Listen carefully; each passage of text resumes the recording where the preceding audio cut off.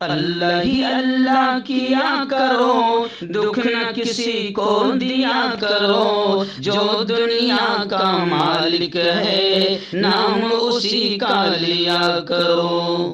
السلام علیکم ورحمۃ اللہ وبرکاتہ۔ ناظرین، استقبال ہے، سواگت ہے آپ کا viral news live studio Jalgaon Maharashtra India میں۔ میں آپ کا میزبان مفتی محمد ہارون ندوی۔ آئیے پیارے ملک بھارت کی بہت ہی خاص بڑی 10 اہم خبروں پر نظر ڈالتے ہیں، لیکن سب سے پہلے میں اپیل کروں گا کہ جو ساتھی نئے ہیں اور ابھی تک اس بے باک سچے چینل سے جڑے نہیں ہیں، اگر آپ چاہتے ہو کہ آپ کو ملک بھارت کی اور پوری دنیا کی صحیح اور سچی خبریں دیکھنے اور سننے کو ملے تو پھر آپ اس چینل سے جڑ جائیے۔ سبسکرائب کر لیجئے ہمارے اس چینل کو، بیل آئیکن گھنٹی کے بٹن کو دبا دیجئے تاکہ ہماری ہر ویڈیو ہر خبر آپ کو آپ کے موبائل پر مل سکے۔ اور ہاں ناظرین، ہم ہر روز ایک اپیل کرتے ہیں کہ پلیز، یہ ایک پرائیویٹ چینل ہے اور چینل چلانے کے لیے پوری ایک ٹیم کام کرتی ہے، بڑا روپیہ پیسہ خرچ ہوتا ہے۔ اگر آپ چاہتے ہو کہ ایسے چینل جو ظلم اور ظالموں کے خلاف بے باک انداز میں بول رہے ہیں، اگر آپ چاہتے ہو کہ ایسے چینل مضبوط ہوں تو پلیز آپ چینل کی فائنینشیل ہیلپ، مالی تعاون، مالی مدد ضرور کیجیے۔ اسکرین پر آپ نظر ڈالیے، ہمارے چینل کا بینک اکاؤنٹ نمبر بھی دیا گیا ہے، اور اگر آپ آن لائن پیسہ بھیج کر مدد کرنا چاہتے ہیں تو گوگل پے، فون پے اور پے ٹی ایم تینوں کا ایک ہی نمبر ہے 9637541786۔ اللہ نے جو بھی آپ کو طاقت دی ہے اس اعتبار سے ہر دن یا ہفتے یا مہینے میں ایک بار ہی صحیح 200، 500، 1000 جو بھی آپ چینل کی مدد کر سکتے ہیں مدد کیجیے، چینل کو مضبوط کیجیے، ہمارا ساتھ دیجیے۔ ناظرین، آج جمعرات کا دن ہے اور آج رات 8:30 بجے ہمارے اپنے اسی چینل پر کسی بھی اہم عنوان کو لے کر بیان ہوتا ہے لائیو۔ آج کے بیان کا عنوان بڑا اہم ہے، وقت کو دیکھتے ہوئے، کہ ظالموں کا خاتمہ ہوگا، ظالموں کا خاتمہ ہوگا، ہم دیکھیں گے انشاءاللہ۔ جتنے ظالم ہیں سب کا نمبر آئے گا۔ بڑا اہم عنوان ہے۔ آج رات آپ اس بیان کو اپنی پوری فیملی کے ساتھ ضرور دیکھیں اور دوستوں کو بھی اس بیان کو دیکھنے کی دعوت دیں۔ ناظرین، اس وقت پہلی بڑی افسوسناک خبر میری نگاہوں کے سامنے ہے۔ جی ہاں، لکھنؤ دارالعلوم ندوۃ العلماء لکھنؤ کے ناظر عام استاد محترم حضرت مولانا سید جعفر مسعود حسنی ندوی کا گزشتہ کل ایک ایکسیڈنٹ میں، ایک حادثے میں انتقال ہو گیا۔ انا للہ و انا الیہ راجعون۔ ہم اللہ سے دعا گو ہیں کہ اللہ مرحوم کی مغفرت فرمائیں، ان کے اہل خانہ کو صبر جمیل عطا فرمائے، اللہ ان کے درجات کو بلند فرمائے۔ میں آپ کو بتا دوں کہ حضرت مولانا سید محمد جعفر مسعود حسنی ندوی جو ناظر عام تھے ندوۃ العلماء لکھنؤ کے اور جنرل سیکرٹری تھے کل ہند رابطہ ادب اسلامی کے، ابن مولانا سید جعفر مسعود حسنی ابن حضرت مولانا سید محمد واضح رشید ندوی رحمۃ اللہ علیہ ایک سڑک حادثے میں گزشتہ کل رحلت کر گئے۔ ان کی عمر 60 سال تھی۔ حضرت مولانا جعفر مسعود حسن ندوی اپنے ایک مصاحب کے ہمراہ 2 ویلر پر جا رہے تھے۔ سردی کی شدت کے سبب سڑک کے کنارے بائک کھڑی کر کے مفلر باندھنے کے لیے ٹھہرے تھے کہ اچانک پیچھے سے ایک برق رفتار ماروتی سوئفٹ ڈیزائر کار نے انہیں پیچھے سے عقب سے ٹکر مار دی۔ حادثہ اتنا شدید تھا کہ حضرت مولانا جعفر مسعود حسنی ندوی رحمۃ اللہ علیہ موقع پر ہی انتقال کر گئے، جبکہ ان کے صاحبزادے شدید زخمی ہیں۔ ان کے آبائی وطن تکیہ شاہ علم اللہ میدان پور رائے بریلی ہی میں اتر پردیشی میں، وہیں پر نماز جنازہ گزشتہ کل بعد نماز ظہر ان کے آبائی وطن میں ہی ادا کی جائے گی اور تدفین بھی وہیں عمل میں آئے گی۔ ناظرین، بڑی خبر اس وقت آ رہی ہے۔ جی ہاں، RSS کے سربراہ موہن بھاگوت نے انتہائی گھٹیا اور تمام بھارتیوں کا अपमान करने वाला, हिंदुस्तानियों की तौहीन करने वाला बयान मोहन भागवत ने दिया है। मोहन भागवत के आज़ादी वाले इस घटिया बयान पर बाकायदा राहुल गांधी ने हमला किया है और उन्होंने कहा है कि भागवत ने आईन की, संविधान की तौहीन करके मुल्क से भी गद्दारी की है। मोहन भागवत का ये कहना कि हिंदुस्तान को 1947 में आज़ादी नहीं मिली, ये हर हिंदुस्तानी की भी तौहीन है। 1947 की आज़ादी को झुटलाने वाले और अयोध्या में राम मंदिर की मूर्ति नस्ब होने को हकीकी आज़ादी बताने पर कांग्रेस ने सख्त एहतजाज किया है। यानी आप समझ सकते हैं कि मोहन भागवत का ये घटिया किस्म का बयान तमाम भारतीयों की तौहीन करता है और तमाम स्वतंत्र सेनानियों की, जिन्होंने लड़कर अंग्रेजों को यहाँ से भगाया और 15 अगस्त 1947 को मुल्क की आज़ादी का ऐलान हुआ, ये उन तमाम हिंदुस्तानियों की, उन तमाम भारतीयों की, स्वतंत्र सेनानियों की तौहीन है, अपमान है और मोहन भागवत ने ये घटिया हरकत की है, जिसको लेकर कांग्रेस ने सख्त एहतजाज जताया है।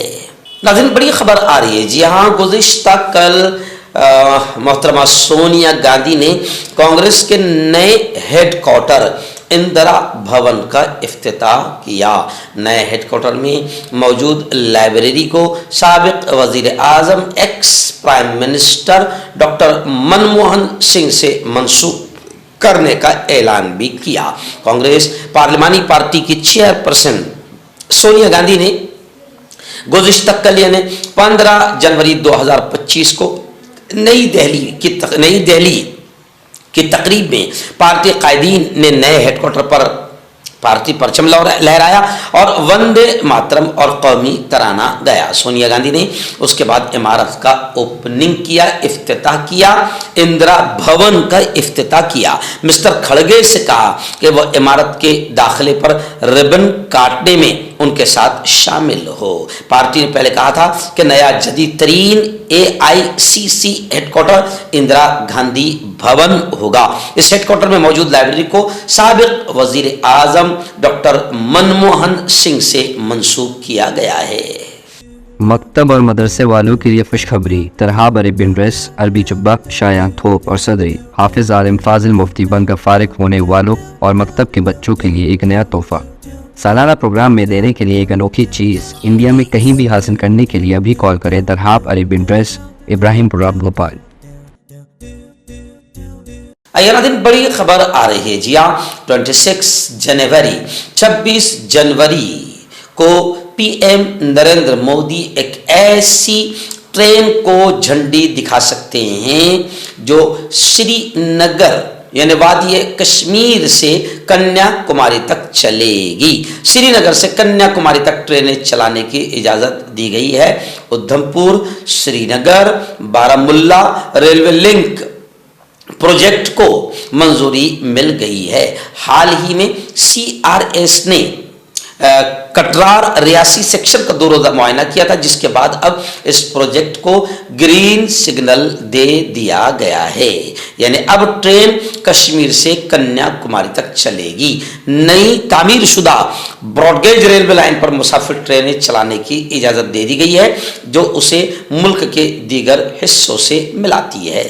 नाज़रीन, बड़ी खबर आ रही है। जी हाँ, बीजेपी लीडरान जो लगातार एक के बाद एक बेटियों के, महिलाओं के रेप में पकड़े जा रहे हैं और कमाल की बात यह कि उन पर कोई सख्त कार्रवाई भी नहीं होती। ये वही बीजेपी है जिसने बेटी बचाओ का नारा लगाया था। इसलिए अब लोग कहते हैं कि शायद लोग नारे को समझ नहीं पाए।